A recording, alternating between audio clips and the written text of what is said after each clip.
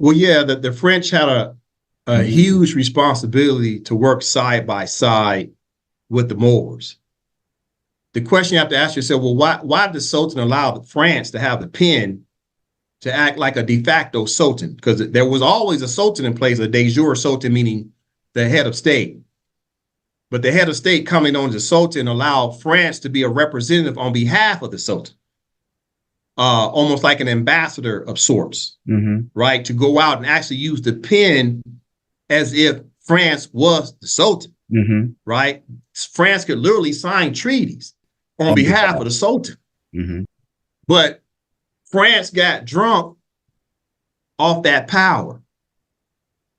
See, France, a lot of people don't know the history of France. France, after the Moors got colonized and ran out of offices in Europe, because it happened there first, France turned around and started controlling Europe for years.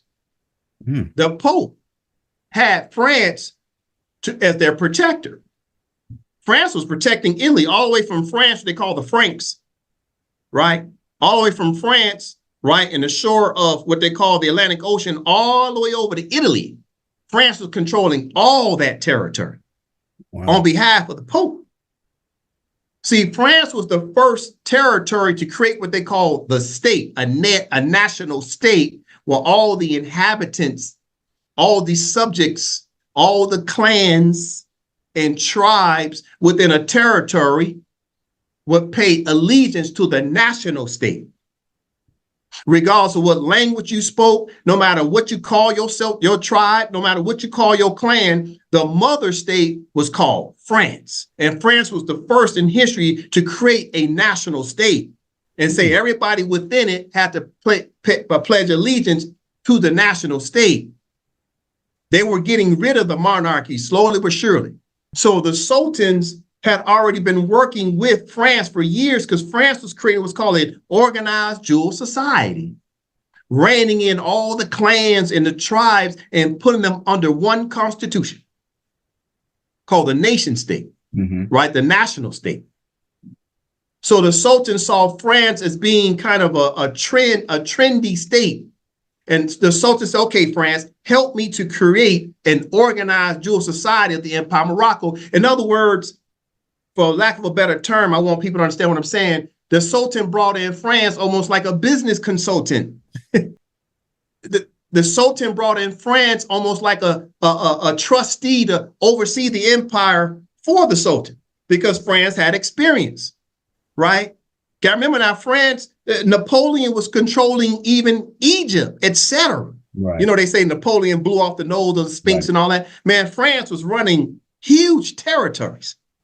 So the Sultan partnered up with France and say, okay, you like to govern things. Okay, I'm gonna help me to govern. Let me compare it to like a company. See, there's the founder, and then there's the CEO. The founder establishes the company, and then the founder brings in a CEO to manage the company. So you see some people say, I'm the founder and CEO. Those are two separate titles in a company. See, the Sultan was the founder. France was the CEO. But the way the Sultan wrote the Treaty of Fez of 1912, he gave France too much power. And France turned around and took over the founder, told the founder, sit down and don't say nothing. The CEO took over. It was a coup d'etat. Right. France did a coup d'etat against the Empire of Morocco.